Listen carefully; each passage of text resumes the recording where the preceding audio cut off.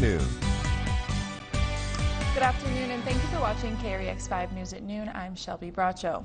The oldest member of a suspected drug trafficking organization appeared in court today.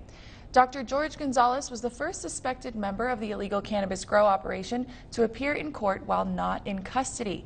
The 29-year resident of the Grand Valley was joined by his family and only made a brief appearance before deciding to keep his options open and reserve his right to a preliminary hearing. Gonzalez is associated with at least 2 of the properties where illegal cannabis was taken by law enforcement. Properties associated with Gonzalez tipped off law enforcement when conducting surveillance on the suspected drug ring. Cars under Gonzalez's name were seen moving water tanks between properties, and law enforcement says they could smell fresh cannabis when approaching his property. Agents also observed root balls consistent with cannabis plants on Gonzalez's 21.5 road property, and law enforcement found illegal growing at Gonzalez's C.5 road property. We will continue to update you as this story develops.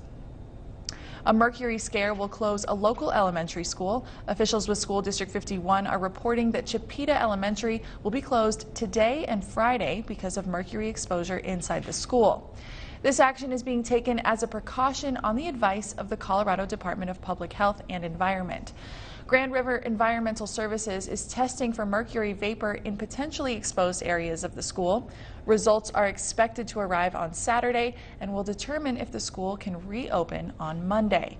Families are encouraged to seek medical care if a child has any symptoms of potential mercury exposure, such as nausea, vomiting, skin irritation, or coughing. KREX will provide updates as more information becomes available.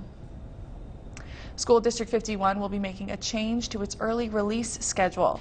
Last night, the school board voted unanimously to move early release for elementary schools from Wednesdays to Fridays. Organizers say the move preserves the planning time that teachers use on early release days and responds to parents who've requested that early release not happen in the middle of the week. 70% of people who took a recent public survey voted for switching to Friday. The change will begin at the start of the 2019-2020 school year. After more than a decade, a vacant lot in downtown Grand Junction will finally be home to new buildings.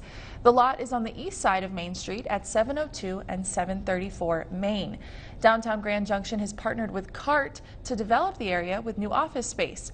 The Downtown GJ Board authorized a $500,000 loan to CART for the development.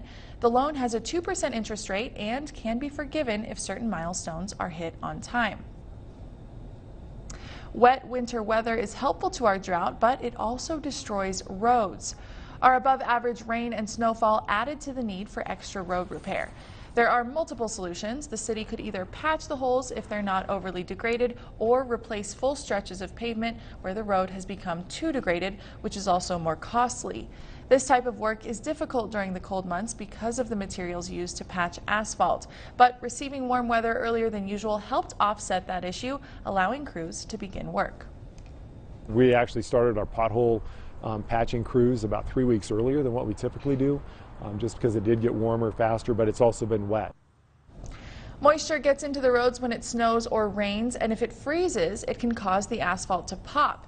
Now, if you add in the traffic that goes over a pothole that's forming, it rapidly makes the pothole worse.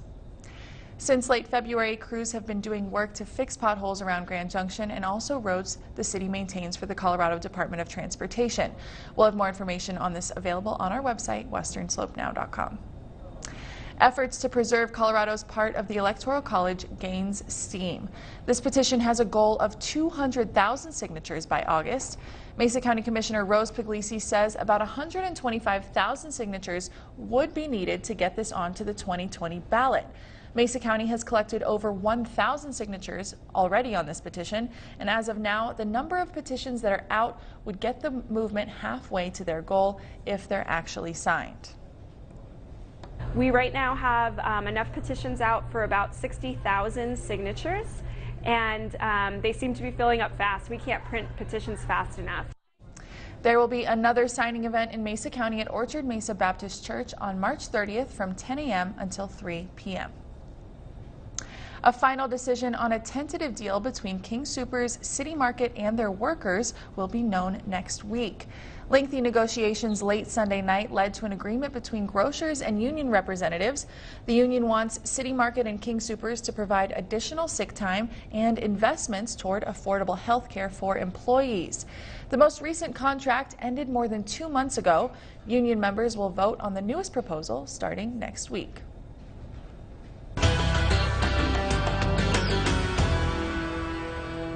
Rock slides have closed a southwest Colorado road. According to the AP, several thousand tons of mud and debris slid down a mountainside near Durango.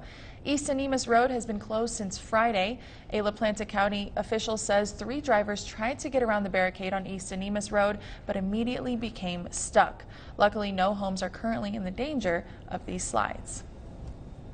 Hikers will soon need to make reservations for a popular hiking trail in Colorado. Hanging Lake will now be reservation only. Online reservations for a permit to visit Hanging Lake will be available for purchase on April 1st at 10 a.m. Groups of 20 or more will need to call the Hanging Lake information line to make their reservation. And reservations can also be made in person starting on May 1st at the Hanging Lake Welcome Center. Reservations for a permit to visit will cost $12 per person, and the 2019 Hanging Lake Shuttle season will run from May 1st through October 31st from 6:45 a.m. until 8 p.m. A Maryland man has died from injuries while skiing in Colorado.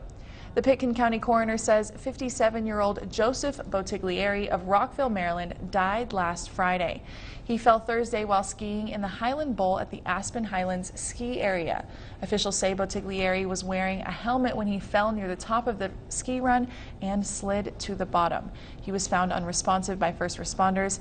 They were able to revive him, and he was eventually taken by helicopter to St. Mary's Hospital. The cause of death is pending further investigation. It's no surprise that Colorado has seen a rise in marijuana use since it was legalized for recreational purposes in 2014. Along with the increase in use, there has been an increase in the number of emergency room visits associated with weed. A new study confirms this and finds that while inhaled cannabis leads to more visits overall, edibles prompt more visits for psychiatric or cardiovascular symptoms. Kim Posey has more about the study and advice from experts about responsible cannabis use. So here are some of our more popular products. Here at Starbuds Dispensary in Denver, staff tell their edible customers to start low and slow, meaning a low dose at a slow pace. You can always get higher. You can't come down so easy. Seton Wandley Williams saw firsthand just what can happen when his friend ate too much. Increased anxiety and felt nausea. They made the decision to, say, okay, take me to the emergency room. And they aren't alone. A new study by University of Colorado School of Medicine looked at 4 years of ER data at UC Health University of Colorado Hospital Anschutz campus. Cannabis edibles lead to more adverse drug events that end up sending people to the emergency department than do inhaled products. One problem, doctors say, is it can take a while for people to feel the impact of an edible, so they may take more, and that ends up being too much. If you take an edible product, you really need to wait at least 4 hours before redosing. At Starbuds, staff try to educate their customers about dosing and expectations. The science of how these things work, you're able to make a better decision. Some customers have reported symptoms of nausea, paranoia, and even hallucinating, but just a small number. Many people use cannabis safely and don't end up in the emergency department. And a quick reminder to our viewers, some of our newscasts will not be airing today and Friday because of March Madness. The college basketball tournament will affect our early evening newscasts, so the 5 p.m. and 6 p.m. broadcasts will not be seen either today or Friday. But have no fear, our morning, noon, and 10 p.m. broadcasts are still scheduled. Now, if games run late, our 10 o'clock newscast could air later than usual, so keep that in mind. We're taking a quick break, but stay with us. When we come back, a special guest is here to teach us how to make a fun and useful craft. We'll be right back after the break.